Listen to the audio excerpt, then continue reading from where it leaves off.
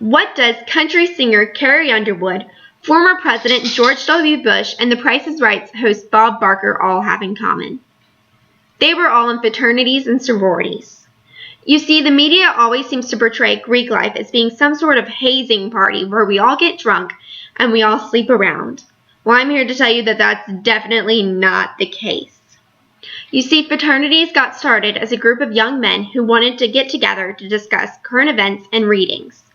Most universities encourage these organizations by allowing students to think for themselves. At the end of the 19th century, intelligence was the center of fraternity life. Members did live together in the dorms, but the term chapter house didn't become a thing until the late 1890s. After a few men had graduated, alumni who had become very successful donated money to the chapter, which in turn allowed them to get a house. The term rush didn't become a thing until after they got their chapter house. Because so many organizations had their own house, they needed a certain number of members in order to maintain it. So the word rush literally means when they would rush to the incoming freshmen to get them before any other organization got them first.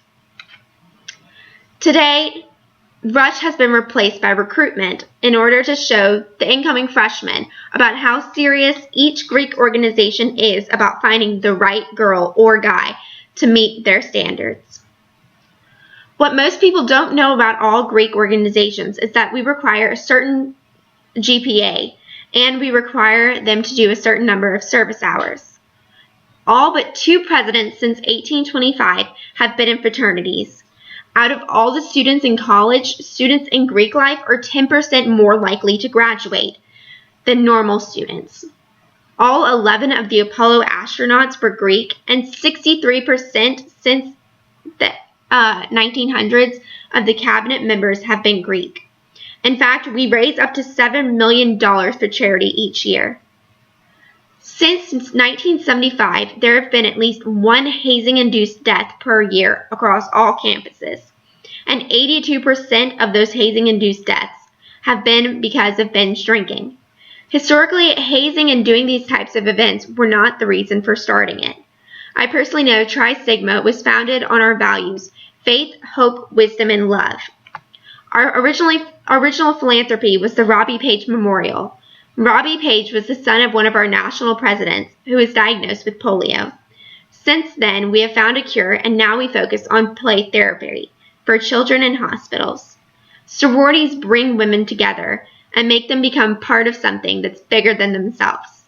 Fraternities were often referred to as secret societies. As these societies quickly spread around other campuses, the first sorority was finally brought out in 1831. Greek organizations consisted of a network of supporters with brothers and sisters vowing each other's loyalty until the death. Although Greek life has changed over time, students who take their membership very seriously are still equipped with the skills that can be used in the post-college workforce.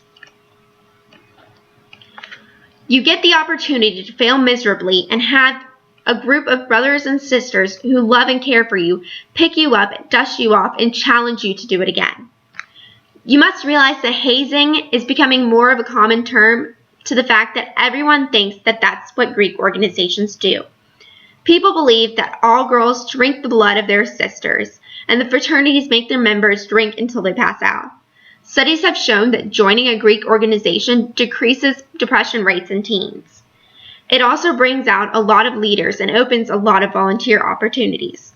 Not only do they require a certain GPA, but they offer scholarships to members who go above it.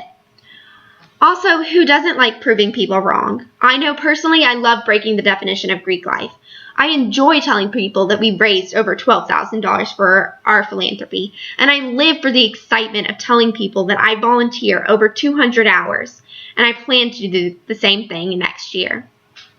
Some of the many positive sides to going Greek are a network of community, and while Louisiana does not allow us to live in the houses, it also offers a lower cost for campus living.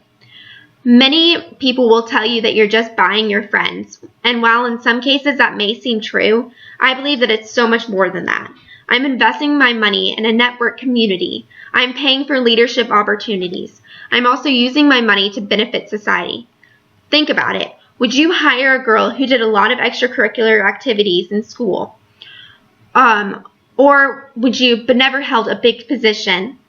Or would you hire a girl who was sorority president, who held a lot of meetings with over 98 girls and organized and put together committees? The sorority president, of course. Let's face it, the president seems like a better choice, and the fact that she actually has the equipped skills to be a good leader. And that is why, personally, I think Greek life is something that every college student should consider. Thank you.